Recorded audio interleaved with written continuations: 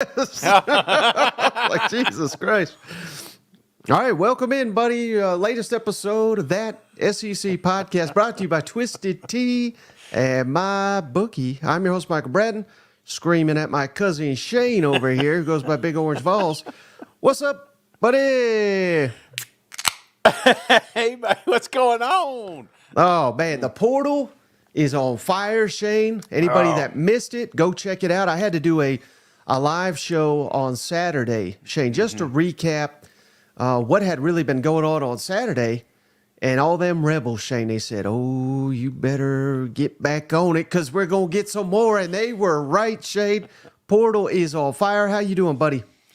Well, yeah, it's on fire for like one or two teams. Everybody else is just kind of watching what everybody else is doing there in Mississippi. But hey, I'm doing great, brother. As long as nobody else from our team jumps into the damn portal, because I don't know if I can handle them wearing that baby blue next year. Right. So, hey, we'll get all into it, Shane. I know the portal's like the hot topic right now, so we want to give plenty of attention to that. But I don't know if you had seen this clip from Chip Kelly, kind of went viral over the weekend, and it's just kind of his idea. And I know he says multiple times during this clip, I haven't given this much of thought, but he's clearly being sarcastic. He has given this a ton of thought. He's one of the innovators of college football, at least where we're at today. So how about we kick it over to this Chip Kelly comment? It's just under 2 minutes long. I want to get your thoughts on it because a lot of people are loving what Chip Kelly is pitching here. And his team just won a big bowl game over the weekend. What is the biggest issue that you might have right now, whether it be realignment, NIL, transfer portal, and what would your plan maybe be to try to solve it? I think they're all a problem, and I think we need to have a conference commissioner. I think football should be separate from the other sports. Just the fact that our school is leaving to go to the Big Ten in football, our softball team should be playing Arizona in softball. Our basketball team should be playing Arizona in basketball. But because football left, and they're saying, well, how do you do that? Well, Notre Dame's independent in football, and they're in a conference and everything else. I think we should all be independent in football. And you can have a 64-team conference that's in the Power Five, and you can have a 64-team conference in the Group of Five. And we separate it, and we play each other. You can have the West Coast teams, and then every year we play 7 games against the West Coast teams, and then we play the East. So we play Syracuse, Boston College, Pitt, West Virginia, Virginia. Then the next year you play against the South while you still play your 7 teams. You can play a 7-game schedule. You can play 4 against another another division opponent, and you can always play against one Mountain West team every year so that we can still keep those rivalries going. Not that I've really thought about this. Not that I've a lot of spent time on this.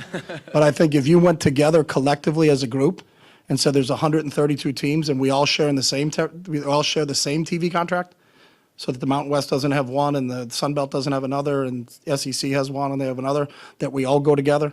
That's a lot of games, and there's a lot of people in the TV world that would go through it. You can sponsor each one. Instead of calling it Group of Five and Power Five, you can call it Amazon, Nike, bid that out to things. You do a lot of different things. But I think if we still do the same thing and take all that money, and I would do this, and I think this needs to be done, that money now needs to be shared with the student athletes, and there needs to be revenue sharing. The players should get paid, and you can get rid of NLI, and the schools should be paying the players because the players are what the product is. And the fact that they don't get paid is really the biggest travesty. Not that I've thought about it.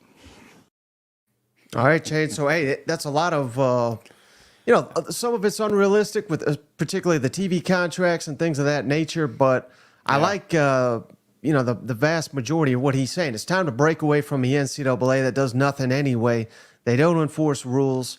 And I don't know if you caught this, Shane, but late last week, there was a court decision that I think a lot of people have not really fully grasped yet, and they have essentially ruled, Shane, to where obviously in major college football, basketball, what have you, we get the one-time transfer waiver, but if you want to transfer for a second time, they can block it. Well, a court has said that's illegal because you're saying these are student athletes. You cannot block a swimmer, a water polo, this sport, that volleyball. You can't block them from playing. So how can you block football players and basketball players? So right now, Shane, as long as this ruling is being upheld, any player in the country can transfer an unlimited amount of times. The NCAA cannot do a damn thing about it. So that's where we're at. And that's why things like this from Chip Kelly are kind of gaining steam because the NCAA has no power, no authority, and we're seeing. Again, I think it's great. Texas and Oklahoma coming to the SEC. That makes all the sense in the world. But Oregon and Washington, at UCLA, at Southern Cal, and the Pac-10, that makes no sense to me. So I don't know. I think this whole thing's about to get blown up here pretty soon.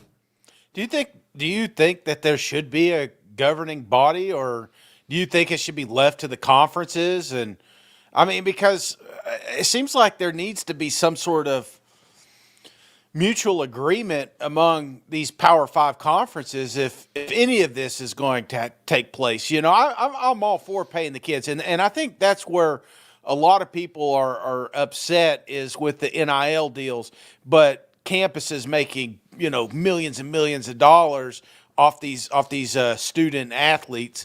So I think that has to be addressed at some point, don't you? Yeah, and again. So that's why he's saying we need a commissioner. Saying, the SEC needs to rule over the SEC, the Big Ten over the Big Ten, and on and on and on. But we can't sit here and have the SEC say, well, we're going to allow 120 scholarships. Because then the Big Ten will turn around and say, well, we'll 121. You know what I mean? Like, that's why you need a commissioner over the whole thing to where the power brokers can come to the table and make rules. Because right now, Shane, the SEC is under the same rules as the Sun Belt, as Conference USA, as all those minor leagues. Let's call it what it is, and it's illogical. So what you're saying is they need to create a NCAA. I get where he's coming from, and there's some things that are just unrealistic. I don't think SEC teams should be paid the same as a UCLA team, and I'm not bashing UCLA and what they bring to the table, but that's kind of what he wants, is just everything to be even. NFL is basically what he's saying, that you play your games in your conference and then you play AFC North or, NFC. It doesn't matter, but that's the kind of rotation that you're looking for. Now, as far as a consumer, I think that would be great to watch a certain conference go against another one. We see it in basketball now. But I don't know how realistic that can be, and it would take a lot of communication among these different conferences, which we're not seeing. They're kind of all doing their own thing and trying to outdo the others. So, right, I don't know. It's very murky right now, but I do know this, Mike. What is going on right now in 2023 cannot continue to be the norm. There needs to be a little bit of structure, especially with the portal, especially with the NIL. I totally agree, but I just don't see it getting corrected anytime soon. All I'm trying to say is I want Cousin Shane, the professor, college football commissioner. Come on, who would say no to that? You know what?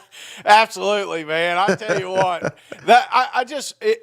I believe it should be fair to an extent, but you created the brand. When you look at teams like Alabama and Georgia and LSU, those brands were created and formed over hundreds of years. It's like, I don't know how freaking long they've been here, but you know what I'm saying? It's like it didn't just this year say, you know what, Alabama needs to be the best, or Georgia needs to be this is something that they created, but I don't think we should just give out participation awards to the, San Diego State because they're also in a conference, you know what I'm saying? So right. I don't know. I don't know exactly what you do right now. I think we're just kind of doing it with kids' gloves and praying to God that the wheels don't fall off this thing. But when you see some of the stuff that's happening, it's hard not to say, hey, what does this look like 3 years from now when they really start taking advantage of this system? Yeah. I mean, you literally could wipe out a team. I'm not saying it's going to happen, but you could have one cancer cell at a university and then they decide to flip and they call their buddies, their best friends, and say, hey, you got to come down here. And then all of a sudden you got 6 kids that you were, planning your recruiting around, your season around. And then all of a sudden they've bounced and they're at another campus because they're kids, man. They're kids making these huge decisions. Right. Well, hell, Shane, we've seen Dion do it at Colorado, and he just got praised for kicking 100 kids off the team. You know what? Again, what are we praising? What are we, we're creating this monster. We don't know it, but that's if Dion, that's a prime example, man. If Dion was in Colorado, Dion rolled in to next week, and he's head football coach down there at the Florida Gators. You don't think that this thing would be a lot different than it's a fun story right now because it's in Colorado. It's a fun story because he's landing a couple good recruits, out of just picking up recruits, 5-star recruits. He's got a couple of them, but he goes to a big Power 5 conference like the SEC. He could change everything. He could spin it on its head. Yeah, absolutely. And we're seeing a little bit of that Syracuse. I don't know how much you've been paying attention to them, Shay, but they hired away a Georgia defensive backs coach. They hired away Elijah Robinson from A&M to be the defensive coordinator. Just landed Ohio State court. So they're looking at that Dion blueprint. They're trying to pull it off at Syracuse. So it's only a matter of time before it comes to the SEC. But Shane, speaking of monsters being built, are you ready, Shane, to get on that Ole Miss hype train? Because I'm already there. And I tried to recap it on Saturday real quick on those guys. Princely from Florida, he was their top pass rusher. Number 4 in the SEC in quarterback pressures. Number 1 at Florida for sacks. Tyler Barron from Tennessee. Tamarion McDonald from Tennessee. And several others. And then here on Sunday, Shane, it was made official. They've been teasing this big news here. Juice Wells just gave Gamecock fans a little bit of hope that he may be coming back before he took that bag down there in Oxford. And hey, God bless him. And then by all accounts, Shane, everyone down there is teasing it. Oh, you just wait. You just wait. Walter Nolan won't be able to say no to what we gave. You know what I mean? So I think they're getting Walter Nolan. He's getting the crystal ball are coming in from the recruiting experts. So Ole Miss totally remaking their defensive front under Pete Golding, and they're going to be the hot team, Shane. And I think I try to get the hype going. I like to be alone on these hype trains, but I think everybody's going to be joining me unless you hate Lane Kiffin. Well, this is East Tennessee, so you stay the hell out of Knoxville, Lane Kiffin. Obviously it was a touchy subject when you lose two your better players and to Ole Miss. But, I kind of picked on NIL to start this show, but this is the part of NIL I like. The fact that we are talking about the Ole Miss Rebels potentially winning winning a college football national championship. That's what's going to start floating around. They're going to be a hot ticket, and rightfully so. They got a ton of talent, but this is that equalizer that we're talking about. So it's like you talk about balancing act. You can't get mad. Now, if this happened to Alabama, Georgia, LSU, we'd be like, oh, shit, here we go. The rich get richer. But now it's happening to Ole Miss, and you're saying, hey, this could happen to any of these teams. Any team has an opportunity to win a college football playoff. So, yeah, I'm all on board. I'm not crowning them the champs just yet, but by God, they're definitely on track to make the college football playoffs next year. Yeah, and don't you think that's the beauty, Shane, of NIL and transfer portal, to where a team like Ole Miss, I think your only prayer, 5-10 years ago was to kind of really identify some talent in high school that Alabama and Georgia maybe didn't want, and get those guys in, develop them, and maybe you just have a roster loaded with like redshirt juniors and seniors, and you catch a break or two in a schedule. Maybe we could make a run. That's kind of what it was. Now we could sit here and say, Lane Kiffin teases he's going to leave every offseason, and until this year he hasn't done it. But what does he do after a loss? He says, we need money. We need players. Give me the money. Give me the players. And they are, from what I understand, Shane, they are, it's not that Ole Miss got more money than anybody. I think they're very comparable to most teams, but they are doing the best job right now when it comes to NIL. And they're very, very vocal about it, and it's completely legal. So more power to them for knocking it out of the park. But I think this could be an equalizer. And this is, again, why Nick Saban and Kirby Smart were some of the biggest against it for years and years.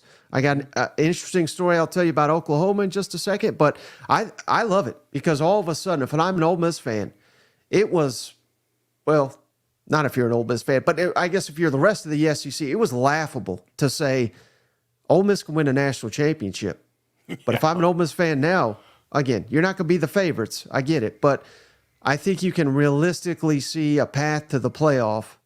And who knows what happens once you punch your ticket to that 12-team playoff. You know what? Well, think about it. I mean, when we found out that Texas and Oklahoma were joining the SEC, if I told you in that same sentence that coming into that first season, Ole Miss would be considered a dark horse for a college football playoff win, you'd called me nuts. But that's what this NIL has brought. It's like that movie Moneyball. Yeah. It's like Ole Miss has Jonah Hill down there. I'm surprised nobody's put Pete Golding's hair onto Jonah. I think that'd be a good character for it. And they figured it out. They figured out the game right now on how to get. I mean, they didn't just go out and get some talent. They went out and got like the talent. A lot. I'm not saying that other schools didn't get some players too, because obviously you're listening to this podcast. You follow your team. There's been several other in the portal go other places, but they went out and they got premier players. They're looking at potentially landing Nolan, which is the number one guy. Juice Wells, potentially the number one receiver. That's what they're bringing to Ole Miss, and that's why it's just mind blowing. Because 4 years ago, I never would have saw this scenario happening. Right. And then I told you I teased a little Oklahoma story, Shane. So Ole Miss, or it should be Oklahoma, they're going to have an entirely new starting offensive line next season. And they have a star freshman, or at least they had one, by the name of Caden Green. And he projected to, maybe be an outstanding tackle moving forward. But the story is, Shane, he's freshman All-American. He went to Oklahoma and said, hey, this is what I want. I don't know what the figure is, but this is what I want. And they said, well, that's a high number. And he said, well, that's what it's going to take. And then they came back and said, all right, here's your number. And he said, I'll talk to you later, and just left. So the theory is that your Missouri Tigers, and I'm not saying they did this because I have no idea, but somebody offered him that figure, I would think, and he took it to Oklahoma and just bargained with them, and he didn't think they'd match, but they did, and he left anyway. So that's the popular rumor. But again, that's life in the SEC, Shay. So there's good and there's bad about the portal. What would you think about your beloved Mizzou Tigers, Shane, if that were to happen to him? If Oklahoma was about to lose, he's not the best player on the team or anything, but he may have been in a season or two, perhaps losing them to Mizzou. Yeah, I mean, they're kind of creating a little rivalry through recruiting here, ain't they? I mean, this isn't the first Oklahoma-Mizzou argument we've seen. So I kind of like this, in the offseason. But, again, these are teams that are hitting that you wouldn't expect. Whoever thought a battle between Oklahoma and Mizzou would go Mizzou's way? Or you see South Carolina starting to get some heat here on the portal. Right. A lot of teams, Mississippi State, very active this weekend. These teams can rebuild overnight, and it's now become this. Well, it's not just like where's the hot place, but it's like, okay, where's the hot place, but that can also benefit me and my family. And that's what we're trying to do is we're trying to find that balancing act. And some of these coaches, these old school coaches, they weren't ready for that, but they don't think that this next generation is it. This next generation is watching where these others are failing and where these others are succeeding. And that's why it gets harder, and it's going to get harder and harder to navigate this NIL portal situation. Right, and I should have added this, Shane. So Caden Green, the lineman, he is from Missouri. So, and they recruited him in high school too. And then after all this went down, Oklahoma head coach Brent Venables comes out at a press conference and says, "We want the guys that want to be here." And it's like, okay, good luck with that mentality. You know what I mean? Oh God, we had that same conversation, every day. You're like, if you don't want to be here, Shane, don't be here. I'll be here, Mike. But hey, how about this news? Because this kind of caught me off guard too, Shane. I don't know if it's official yet, but Matt Zinich of 24/7 Sports, he's like the Adam Schefter of college football news, Shane. He's all over these transfers and who's going in the portal, who's coming out. He's saying Vanderbilt quarterback A.J. Swann is going to be a Gamecock. How about it? Where, again, I don't. This doesn't mean that Lenora Sellers, their freshman quarterback, I don't think it's a total indictment of him, but to me, Shane, this says that it's one of two things. If you're South Carolina, Shane, it says to me that, hey, we know we got to have a big season. We've got to have a quarterback ready to play next season. Otherwise, things could go sideways quickly. So they want to ensure that they have some depth, either that, or they think Sellers may need a year before he is a starting quarterback. And keep in mind, A.J. Swann's got multiple years of eligibility. Yeah. So this, what do you make of this? Vanderbilt quarterback A.J. Swann to South Carolina. Well, anybody that's listening to the show knows I'm a huge fan of A.J. Swann. I thought he was going to have a breakout year this year. He was a name that had some talent around him, but problem is he didn't have any offensive line and, fought for his life. He's a Gamecock now, Shane. Well, they better be active in that offensive line department, because that's what they need. And I think if given time, A.J. Swann is one of those guys that really can just take – I'm not saying he's going to be God's gift to football or anything like that, but this is a top-shelf quarterback, and if he has the opportunity to work his progressions – you're not going to have as big of a drop-off as you thought when you lost Spencer Rattler. Mm-hmm. And then I wanted to kick it over to Hugh Freeze, Shay, because this goes back to what you were just talking about of just the calendar and how crazy it is. And Auburn, I thought, did a really good job when Hugh got there of attacking via the transfer portal. Yeah. They got several running backs. They reworked the offensive line immediately. They got several receivers. They did a good job. Now, Hugh's here saying this year, I don't know. I don't know if we did it as best as we could. So let's kick it over to Hugh Freeze. Interesting comments. Then I wanted to ask you about it on the other side.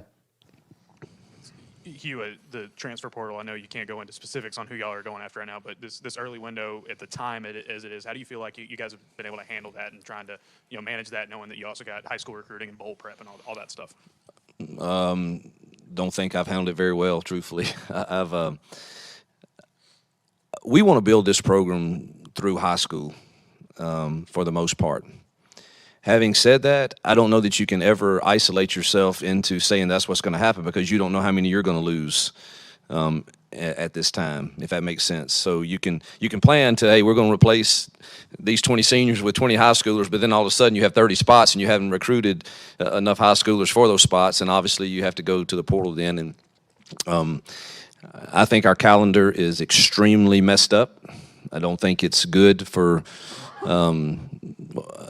high school recruiting, portal recruiting, managing your own team, getting ready for bowl prep. I think our calendar needs a serious look at it for what's best for our game. So it's hard for any of us to truly manage all of it, truthfully.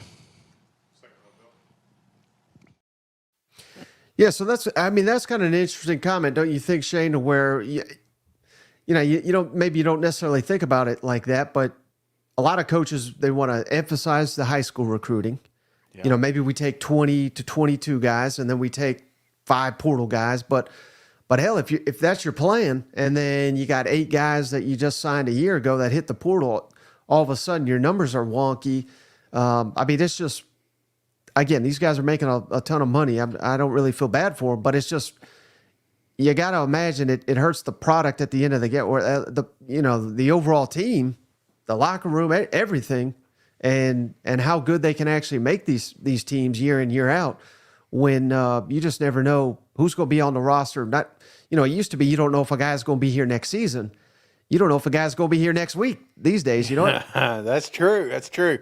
But it's tough for me to listen to millionaires complain about how tough their schedules are, So obviously it is not easy with transfer portal. We got early signing.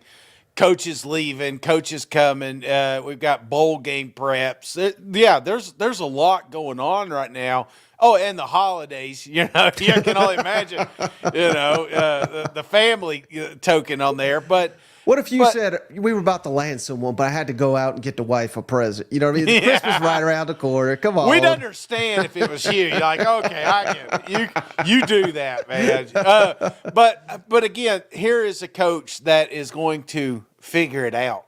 And in fact, he's already there. He had a couple of Georgia boys there this weekend. Auburn's on a short list for a lot of these guys in the portal, and I'm not going to – and that's one thing I think gets overlooked. You're talking about 100 kids on your roster. How many actually hit the portal?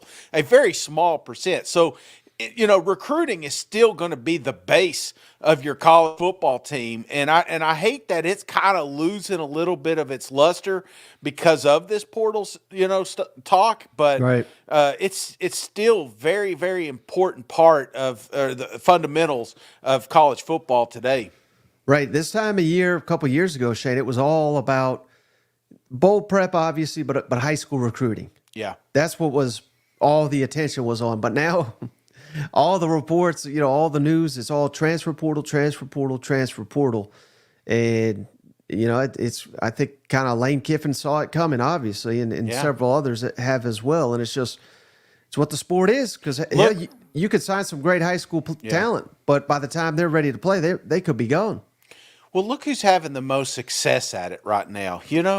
Like I said, it's a certain kind of coach that is having the most success. But I'm not saying that these old schools, hard-nosed coaches, that if you don't want to be here, eventually they'll figure it out because they'll hire people around them that understand it. And when that happens, that's what I'm worried about. When these big programs really take initiative on the NIL and maybe have a larger bank account than a team like Ole Miss or Missouri, what does it look like then? So that's my only concern, is it's kind of a preview of what could happen in the future.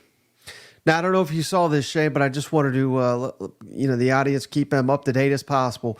Carson Beck, at a charity event over the weekend, he said, "Hey, I'm playing in the Orange Bowl. There's no concern over whether he is, not going to play in that game against Florida State." But of course, quick follow up. You go into the NFL. What's going on with that? He does not have a decision, and he said this is the hardest decision of his life. So Carson Beck, man, he's still on the fence. It sounds like, and I've seen a lot of Georgia people, they expect him back, should be any day now. And this has been going on for about 2 weeks, Shane. Right. So the fact that it's getting drug out, again, that doesn't mean he's not coming back. But I'm trying to think of a decision that looms larger in the SEC than Carson Beck's right now. I don't know that there is one, short of maybe Quinn Ewers at Texas. If Texas wins the national championship, he may have a decision to make on whether he wants to come back or not. It's been reported that he's leaning towards coming back, but who knows if he gets red hot in the playoff. Jalen Milroe's already committed to coming back. But do you think is there any players that their decision looms larger than Carson Beck's right now? No, not right now. Because we all still think that Georgia's a college football playoff contender, and ultimately probably still going to be ranked, if not first, at least second in the SEC next year coming in. I mean, I think this is a big part of it, and getting Beck back, I think is one big piece you don't have to worry about, because if it's easy to say, well, we've got plenty of talent that could step in. A lot of teams say that. Ewers was not supposed to be the guy. He's become the guy. And, sometimes that happens. It's like you have, okay, this guy's going to step in. We'll lose A, but B will come in. It doesn't always work like that. You know exactly what you got with Beck, and Beck can be a guy that could take you to the promised land if you let him, Now, cover your ears, Georgia fans, because I'm about to say something you're probably not going to like, Shane. Is it better for the SEC overall if Carson Beck were to go pro? Because and hear me out on this, because basically I'm not saying Georgia's is for sure going to make the playoff next year with him, but like you said, I mean they'll probably be top 2 at worst in the preseason. I mean they're going to be probably the favorite to win the national championship, if not 2 or 3, if he comes back. If he doesn't, again, it's not going to destroy their entire chances. They'll be right. If he decides to come back, Shane, they're probably preseason 1 or 2. If he doesn't, they're probably all the way down to like preseason 4. You know what I mean? Like, it's not going to kill them, but it opens up the SEC just a hair more. Do you think it's better for the SEC if he goes pro? For basically the rest of the teams is what I'm saying. I think it's best for the rest of the teams if he does go pro. Yeah. And one of the reasons that I'm looking at, Mike, is schedule. You know, Georgia opens up next year with Clemson. They got Kentucky week 3 and Alabama week 4. You know, we got to see Jalen grow up, but it took him a while to get going. It took him more than 4 weeks. Playing the way Jalen did at the start of the season, if he had a schedule like that, Alabama's not in the college football playoffs right now. So, again, it's that plug and play. I'm more worried about bringing an unproven guy in and asking him to immediately impact my team, because you cannot afford a slow start next year with this schedule. And Bobby G says, Carson Beck, breaking news, transfer to Vanderbilt. That's Bobby G saying it, not me. But hey, right as we were going live here, Shay, breaking news, Mario Anderson, South Carolina running back. Yeah. Transfer to Memphis. Oh, what a mistake. I mean, what are we doing here? Yeah. You went down a level. We got Rocket, you left. Hey, sometimes jumping in that portal, Shane, is not the best career move. You know what? Yeah, well, I mean, I don't know how much playing time he would have got, but I would imagine, given Rocket Sanders' injury history and stuff like that, I don't know. Sometimes I think it's that whole grass is greener. And we all know those guys. You've worked with them for like 6 months, and then they're like, hey, I got this. Then you talk to them like 3 months later, like, you'll love it over here. And then 3 months later, they've moved on to something else, you know. So that sometimes that portal will create that buzz that, hey, life can be better if I jump in there. But, you know, I think what should be kind of highlighted a little bit more are these kids removing their names from it. Look at, what's his name, Dingle up there in Kentucky. That's one of those kids that just jumped in, saw what he was worth, and ended up staying at Kentucky. And I think he'll be better for it. So, Right. there's going to be more of that. Like, oopsies, okay, maybe I'm not as valuable as On 3 said I was. You know? All right, Shane. Hey, you know what? We realized right before we went live, hey, man, we haven't even talked much about these bowl games because they just seem like, you know, they're so far off. I mean, we are more than a week away from the first SEC bowl game. Shane, is Wednesday, December 27th. So 10 days from now, a lot going on. But I thought it would be kind of fun to discuss these real quick about, you know, which games will mean the most for their team, their program, the coach. You know, any way you want to look at it, moving forward with an eye towards next season. Does that make sense? Yeah, yes. So let me run down the bowls real quick. And, you know, obviously, you know, I'm not really counting the playoff in this discussion because for Alabama, Texas, of course, you know, the ultimate goal is to win the national championship. So very easily could put Alabama, Michigan, or Texas, Washington, both on January 1st. But for this exercise, just because that's kind of like a league of its own, I'm not really counting them. But I'll just go in order of the bowl games here, Shane. Texas A&M versus Oklahoma State in the Texas Bowl on December 27th. That's our first SEC one. Oklahoma versus Arizona, Shane, in the Alamo. Remember the Alamo Bowl? On Thursday, December 28th. Kentucky versus Dabo and Clemson up there, Shane, in the Gator Bowl on Friday. How about that? Mizzou versus Ohio State in the Cotton Bowl on December 29th. Then we got Ole Miss, Penn State in the Peach Bowl on Saturday, December 30th. Auburn at Maryland, Music City Bowl, also on December 30th. Georgia versus Florida State in the Orange Bowl, also December 30th. And then LSU, Wisconsin, ReliaQuest Bowl, January 1st. And Tennessee versus Iowa in the Citrus Bowl, Monday, January 1st. So which one of those, Shane? Does anyone jump out to you that it's almost like I don't know if must win is the right word, but just kind of the program really needs it to propel into the offseason, looking ahead to next season? Is there one or two that really jumps out? Because I'm all over one. I'm just kind of curious what you have to think. Well, one in particular, obviously, is going to stand out in everybody's eyes is the Georgia-Florida State game. I think there's a lawyer down there that's making this, trying to get this an add one to the college football playoff. So, all that noise on why you should be in the college football playoff is coming from both of these teams. And there's a real opportunity for Georgia to prove to everybody that Florida State should not, that you didn't miss anything for the Seminoles. I think it's almost more for the SEC than it is actually Georgia fans. Or you know what I'm saying? So that's the one that really stands out to me if you're talking about a must win. I think it's just better for the brand if Georgia – and you got to remember, Georgia's lost a lot here in this transfer portal. They lost some coaches. Things aren't so positive. You don't know if your quarterback's going to come back. There's a lot of things lingering down. Kirby Smart, I've seen him in a Chargers jacket. I've seen him in a, you know what I'm saying, New England Patriots. I've seen him all over the place. I know Kirby's not going to the NFL, but that's the negativity that's floating around your campus right now. So I think a big win's needed with the Georgia Bulldogs. Right. And I mean, how great would it be, Shane? This Florida State, they're demanding they should be in the playoff, all this, and they get whooped by the Georgia Bulldogs by like 14, 20 points. I mean, how marvelous would that be?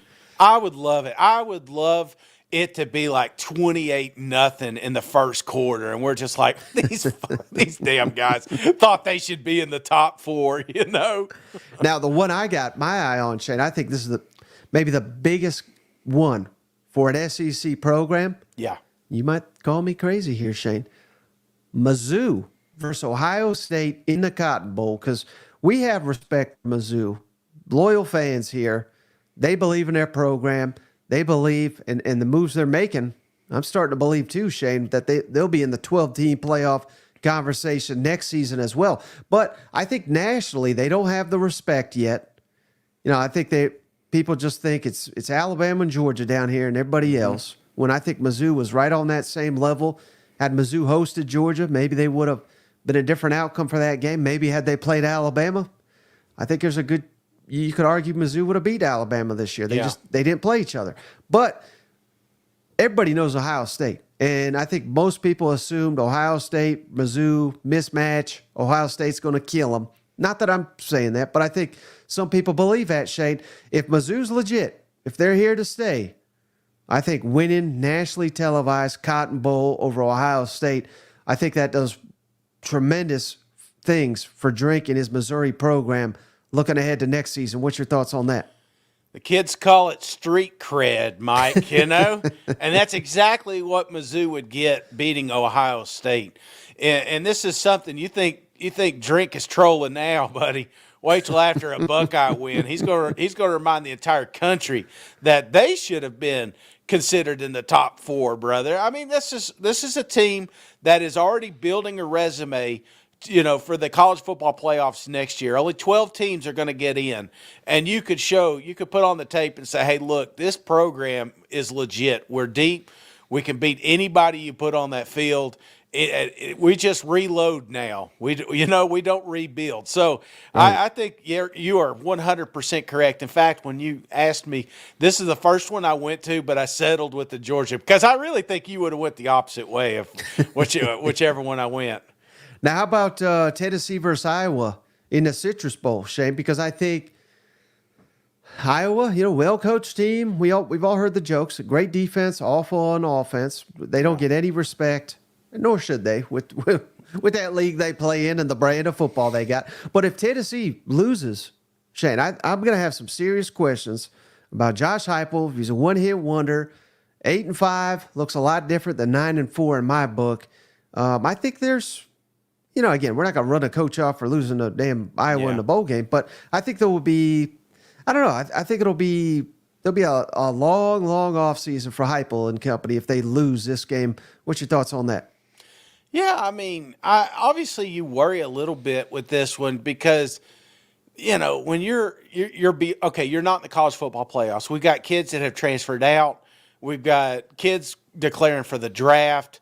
Just how focused, because this is where SEC gets us sometime, Mike's, in these damn bowl games. And you're going against a team like Iowa that, it's like either we're playing college football or we're going back to the farm, cutting corn or something. It's like, what are we going to do? Let's play football. They're all going to show up, and you're going to get you're going to get an Iowa team from week 8. And I don't think you're going to get that from Tennessee Vols. I think there's going to be a natural little step back because of what we've lost in this time. But, again, Tennessee didn't. As the two names stand out that went to the portal, but they did not lose that many players yet in the transfer portal. And so that shows me that there's still a lot of buy-in for the Tennessee Vols. So it's a big win because there's been a lot of negativity floating around that program. We got guys like SEC Mike saying one-hit wonder. Get that shit out of here, Mike. We all know Josh Heupel's the guy. We just got to get the right players. We've got a real shot here to kind of springboard into next season. So that's why I think Tennessee win. And however it happens, whether it be we start seeing some of these young names emerge in this game, but it's got to give us some hope for 2024 season. Right. Well, and then Patrick in the comments, he says, Cousin Shane doesn't sound very confident while you were talking there. I think you got more confident as you were going on there, though. Yeah, you can almost see the conversation. I'm running down like you ever watch that movie? What is the name of it? Where he goes in it's like an alien movie. And maybe the listeners know, but the guy could go in his brain and he goes around like different rooms and he's looking in drawers trying to find memories and stuff like that. Do you remember that one? Like they were trying to poison the water hole. I thought you were going to go Hangover with all the numbers in the guy's head. No. But that's how I imagine sometimes, like when I'm going down like depression side of the house, and I'm like, what am I doing here? I like the optimistic side, So I go over there. And I think that's where I'm at is Tennessee. Obviously, we're going to get to the picks later, but, this is big for Vol Nation to come in here and win this game, but also win it in a fashion that gives you optimism for 2024. All right, let me ask you this, though, Shane. All this Ole Miss hype. New Year's Six game, Peach Bowl against Penn State. Yeah. Penn State's another one I don't have much respect for. They always get hyped. They always lose to Michigan, lose to Ohio State. The only two teams they play. They rarely get a win against either of them. You could spin it the other way and say same thing about Lane Kiffin. Lose to Georgia, lose to Bama. What's these big games? He beat LSU. Okay, that's nice. But will any of the luster go off this Ole Miss hype train if they lose in the Peach Bowl? And maybe even more important than lose, but remember last bowl season, I get it's completely different circumstances, but the end of the season was awful, and they basically no-showed the bowl game. I don't think we can justify another no-show at the very we can lose, we shouldn't lose, but even if we do, we got to look competitive in this game, don't you think? This is big game just because Ole Miss is now on a pedestal, and obviously the talent they've acquired will not be on this field during this game, and I don't think any of them are going to change their mind because the outcome of this football game. But national perspective will. We love tearing down teams. We love. That's just if you get on Twitter right now, they love just being mean, and look at Colorado. As much public, positivity has come out for what Deion's doing there. there's also a large group of people that remind you that they didn't make a bowl game, and they remind you of every loss that they took last year and that they finished last. So I think, it's like a seesaw, and Ole Miss has got a lot of positive going on, but there's a lot of people that are negative that are just waiting for something bad to happen. And a loss in this game would be, I think it would be a black eye moving into 2024. I love this comment from Bobby G. Shane. He says Penn State is Big Ten's Ole Miss. I mean, God, I hate Penn State too, man. well, a lot of people hate Lane Kiffin. So, I mean, Yeah. to Bobby's point, maybe that is a great comparison. How about this one, though, James Shane? Franklin and Lane Kiffin, 50-yard line boxing match. Who you got? I think Kiffin is he talks a good game, but I don't think he can back it up. Oh, you don't think so? I think he'd cheat Not a unless little it's bit. a yoga match or something. Yeah, that there's that cheating going on about what's his name? I can't remember the boxer, but that he was closing his fist inside the glove, like right there, and that he was cheating. So I'm wondering if maybe Lane Kiffin could get away with something like that. They're saying it'd be a slap fest in the. Oh, how about this one, Shane? Speaking of pressure, I legitimately think there could be some. Of course, he cooled it by beating Louisville, but I think Mark Stoops, Clemson, I think that a win like that, you get a lot of respect nationally. Again, I don't think Clemson, I think they're horribly overrated. But again, if Kentucky can beat Clemson in a Gator Bowl, I think that'd be big for Kentucky. And I also think if they get embarrassed, not that I think they will, but if that happens, because we got guys like Ray Davis suiting up for the bowl game, they'll be ready. But I don't know if Mark Stoops can afford a loss after all that Texas A&M flirtation. Yeah, well, this was the third one on my list if we were picking, because I think this would be a big win. A lot of people didn't, especially SEC, probably didn't follow Clemson that much, but you're right. Clemson is not a good team, and it just looks great. Don't it just look good beating Clemson? Yeah. So I think that would be very, very important, not just for Kentucky, but SEC fans watching Clemson go down. Everybody can get behind that one.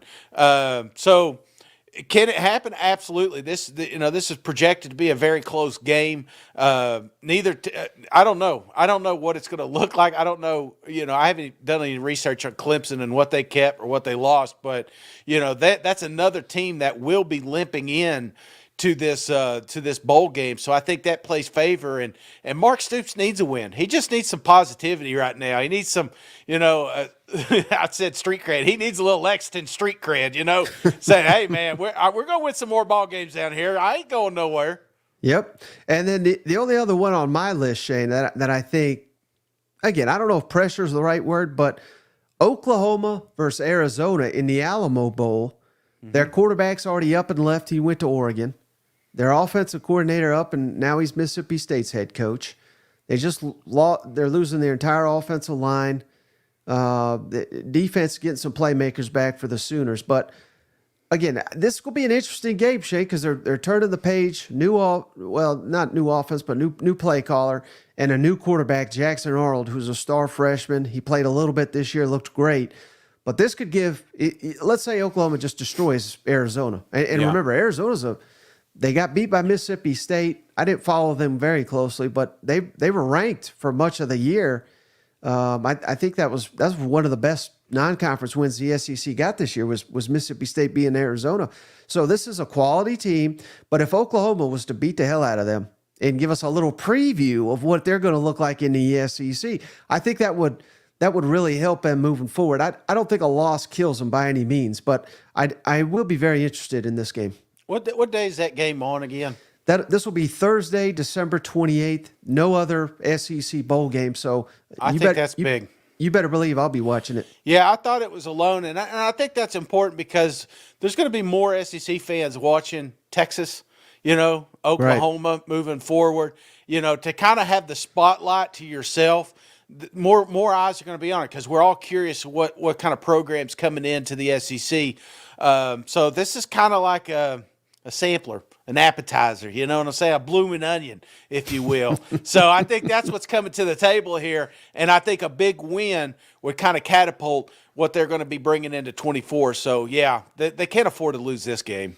And then the only other one, Shane, and I don't really think because of the circumstances there's much pressure or anything that's going to be held against any of these programs or coaches if they unfortunately lose. And I'm talking Texas A&M versus Oklahoma State in the Texas Bowl, because obviously they already fired Jimbo. Elko's not coaching in this game, so it's kind of, it is what it is.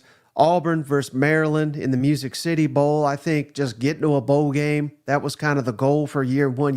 You'd obviously like to cap it with a win, but I don't know that anyone's going to hold that against Hugh Freeze. And then LSU, Wisconsin, it doesn't sound like Jane Daniels is going to play. I don't think a final determination has been made. I don't know if any of the receivers, standout receivers anyway, are going to play.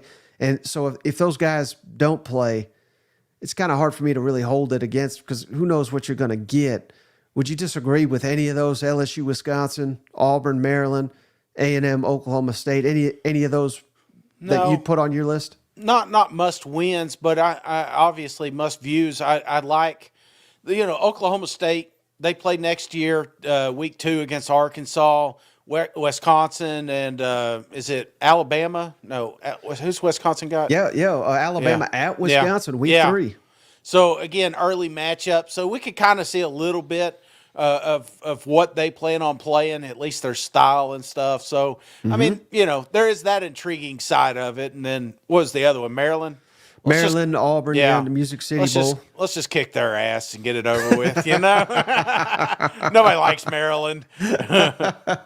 I'm just checking here real quick, Shane, to see if Ole Miss got any more commits while we've been talking here. God. You just never know with them. You know what? I thought he was going to take you there for a second when you didn't come online. I was like, damn, Lane Kiffin done recruited him to Ole Miss. But hey, that's why you gotta stay on top of this stuff, man. You take a couple days off, dude. I had no idea. In fact, you told me you were going live, and I was like, for KJ? I mean, we all kind of knew he was leaving, and then so I jumped online and I saw the 2 Tennessee boys. I was like, damn it, so. Yeah, real quick? I didn't get. We didn't get to talk about KJ. What do you think? What are you thinking about that situation? Very interesting, Shane. Very interesting. And again, I think would have loved to seen him come back to Arkansas, but I certainly understand his decision, because I don't think he helped his stock. In fact, I know he didn't. I think he hurt it. Yeah, playing at Arkansas this year with no offensive line and lack of this is the worst receiving core that he's had since he's been at Arkansas. So it's going to be a money year for him, Shane. And I don't mean go get it in the NIL, which I'm sure he's going to get. But what I mean is, this is going to decide whether he's got a future in the game of football. So I think he's got to be very particular with where he goes, the right fit. But I think there's a ton of options out there, several in the SEC that I would love to see him go to, including an Auburn, or maybe even an LSU. I mean, he tore them up this year. So I think there's a lot of places that would improve overnight. And maybe one that we've not heard since the initial KJ speculation. Of course, they just got A.J. Swann, but maybe South Carolina with Dow Loggins. That would probably make more sense than just about any of them. Yeah. But I don't know. I have not heard anywhere that he's attached to just yet. Okay. Well, one last thing I want to ask you before you head out, Mike. Not counting, let's say, well, we'll count everybody. Everybody that has transferred into the SEC or within the SEC, which one makes the biggest impact immediately? Ooh. Which one, which team, took a monumental step forward by acquiring this particular athlete? Monumental. So can I go with someone that's not committed yet, or do I have to do just committed? Let's do committed right now. Okay. Damn.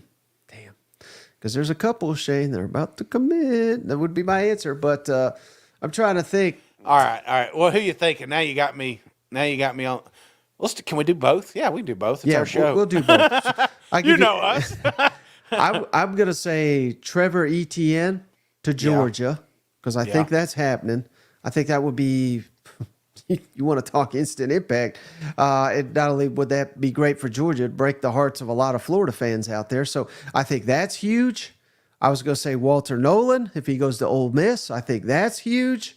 Yeah. I think Juice Wells, that's the actual one that's actually happened to Ole Miss. I mean, that could be great too. He was banged up last year. If he can get healthy, I mean, he's on another level. We had him preseason All-American for a reason. Those are kind of the ones that are standing out to me right now. Are there any that jump out to you? No, I think the Juice one is the, I don't know, kind of stands out. But one that I think could be potentially a home run is Rocket Sanders to South Carolina. I think that's a dude that, if healthy, we made an argument, Mike, coming into the season that he was the best running back, if not, at least the second best running back in the country. And, it's kind of we forgot about that, I think South Carolina hit a home run there, and that was a big get. And there's maybe a reason why Mario left, because he knew he was not going to get any playing time. Right. And then there's one, as you're sitting here talking, you got me thinking, Shane, that I have not gone all in thinking this is going to be a big addition. Yeah. But I'll be happy to be proven wrong, because it'll make the SEC way more interesting. We have got all the faith in the world in Liam Cohen up there at Kentucky. Mm-hmm. He was dialing up some plays. It didn't work out. Devin Leary, to the level they wanted it to. Yeah. 2 years ago, Will Levis underperformed, but you got to remember that was Cohen left for the Rams in his first year, really took off.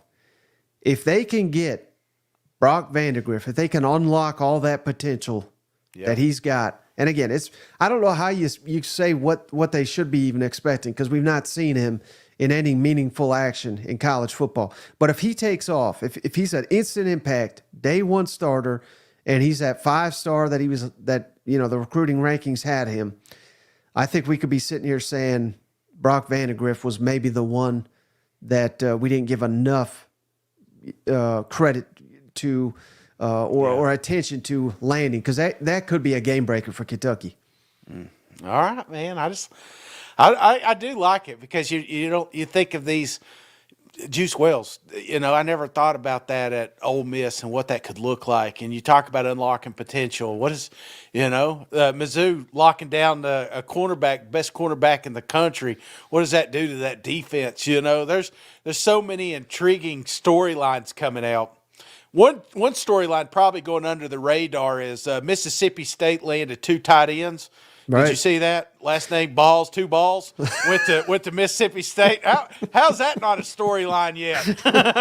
Well, Jay, I had no idea you were going to say that, but I did have one more, and it's right on that theme that is not getting enough attention, and that is Mississippi State landed a quarterback, Blake Shapen from Baylor. He's been banged up. He's missed time, but when he's been in there, he's been great. And Jeff Lebby, everywhere he's been the last several years. At Oklahoma, Dylan Gabriel went off the charts. At Ole Miss, Matt Corral, best football he's ever played. Central Florida, under Josh Heupel, they had incredible quarterback plays. If Jeff Lebby can get the most out of Blake Shapen, instantly, I think Mississippi State's going to have a very fun, dynamic offense, and those fans deserve it after watching the product they put on the field last year. You know what? Oh, well, if anybody could get production out of those 2 balls, it's definitely Labby. I'm telling you. Keep your eyes out. Them boys are going to be special. All right, buddy. Well, hey, I appreciate you. As always, I appreciate each and every one of you for hanging out, particularly those on the live show. But that's going to do it for this episode. We'll catch you on the next one. All right. See